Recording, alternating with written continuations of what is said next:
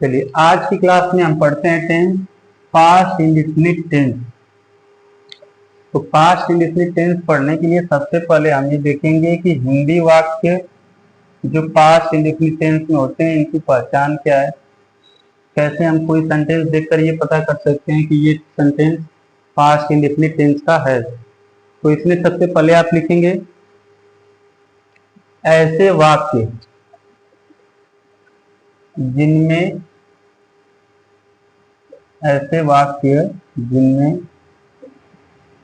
क्रिया के साथ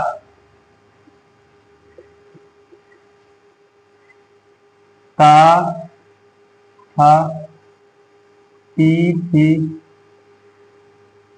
थे और आ, ई, ये इत्यादि शब्दांश आए होते हैं, वो पास्ट इंडेफिनिट टेंस के सेंटेंस होंगे। ये तो हो गई पहचान। इसके बाद हम देखते हैं कि इस टेंस में हेल्पिंग वर्ब क्या क्या है। तो इस टेंस में केवल एक ही हेल्पिंग वर्ब है, डिड। डिड यूज करेंगे जब हम सेंटेंस बनाएंगे नेगेटिव का और इंटरोगेटिव का सेंटेंस। नेगेटिव और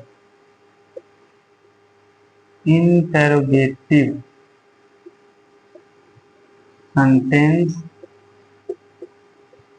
बनाते समय डिड का यूज करेंगे हम हेल्पिंग वर्ब के रूप में। अब आगे देखिए मेन वर्ब कैसे इसमें यूज होती है। जो मेन वर्ब होती है मुख्य क्रिया, इसका सेकेंड फॉर्म यूज होता है V2। सेकेंड फॉर्म मतलब जैसे एक वर्ब है गो, ये फर्स्ट फॉर्म है, इसका सेकेंड फॉर्म होगा व्हेन। वर्ब अगली एक फॉर्म, सेकेंड फॉर्म होगा केम। एक वर्ब है ईट, इसका सेकेंड फॉर्म होगा एट। तो इस तरह के जो ये वाले वर्ब सेकेंड फॉर्म है ये यूज होंगे मेन वर्ब के रूप में, second form past indefinite tense में। इसके बाद हम देखते हैं इसके हर एक सेंटेंस का स्ट्रक्चर।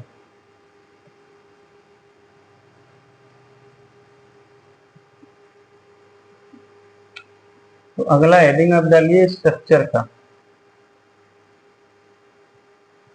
स्ट्रक्चर का हेडिंग डाल के आप इसमें पहला स्ट्रक्चर लिखिए अफर्मेटिव सेंटेंस।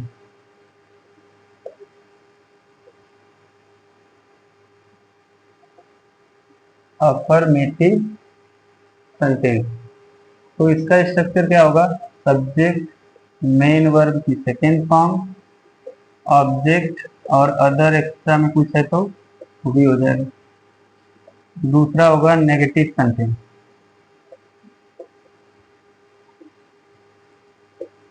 नेगेटिव सेंटेंस इसमें जैसे मैंने पहले बताया था कि डिड का यूज होगा, तो इसमें क्या होगा? Subject did not, main verb की फर्स्ट फॉर्म इस बार यूज होगी क्योंकि डू का ही सेकेंड फॉर्म होता है डिड।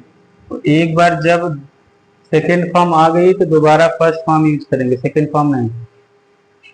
उसके बाद आएगा ऑब्जेक्ट एंड अदर। तीसरा स्ट्रक्चर किसका होगा? इंटरोगेटिव सेंटेंस का। जैसा आप जानते हैं इंटरोगेटिव सेंटेंस भी दो प्रकार के होते हैं। पहला होगा यस या नो टाइप वाला, यानी जिसके क्वेश्चन का आंसर हम यस या नो टाइप में दे सकते हैं। इसके लिए सबसे पहले यूज होगा डिड, हेल्पिंग वर्ब की सब्जेक्ट, सेंटेंस में नॉट है तो नेगेटिव नहीं आएगा, फिर मेन वर्ब की first form, object and other. Interrogative में जो दूसरा टाइप है उसे बोला जाता है WH टाइप या फिर क्वेश्चन वर्ड टाइप। यस या नो टाइप का मतलब ये है कि जब सेंटेंस की शुरुआत क्या से होगी, तो उसके लिए सबसे पहले आप लिखेंगे हेल्पिंग वर्ड। और WH टाइप का मतलब या क्वेश्चन वर्ड टाइप का मतलब ये है कि जिसमें क्वेश्चन वर्ड वाक्य के बीच में आए होंगे। तो सबसे पहले उन्हीं क्वेश्चन वर्ड की इंग्लिश आप लिखेंगे, फिर उसके बाद ये पूरा स्ट्रक्चर सेम है, यानी did, subject, not, main verb की first form, object and other. ये रहा। अगर इसमें आ गया हु, तो मैंने बताया था कि अगर हु आएगा तो आप सब्जेक्ट नहीं जोड़ेंगे और सीधे लिखेंगे मेन वर्ब की सेकेंड फॉर्म हु के बाद। नोट में एक बात और समझ लीजिए कि अगर सेंटेंस में केवल यूज हुआ है नहीं, तब तो उसके लिए यूज करेंगे हम नॉट। अगर बोल दिया कभी नहीं, तब यूज करेंगे नेवर का। और नेवर का जब यूज करेंगे तो हम यहाँ पर इस सेंटेंस में डिड भी नहीं लगाएंगे, सीधा आएगा सब्जेक्ट के बाद नेवर और यहाँ पर हो जाएगी मेन वर्ब की सेकेंड फॉर्म फिर हो जाएगी। क्योंकि डिड नहीं है सेकेंड फॉर्म, तो हमें सेकेंड फॉर्म यूज करना पड़ेगा।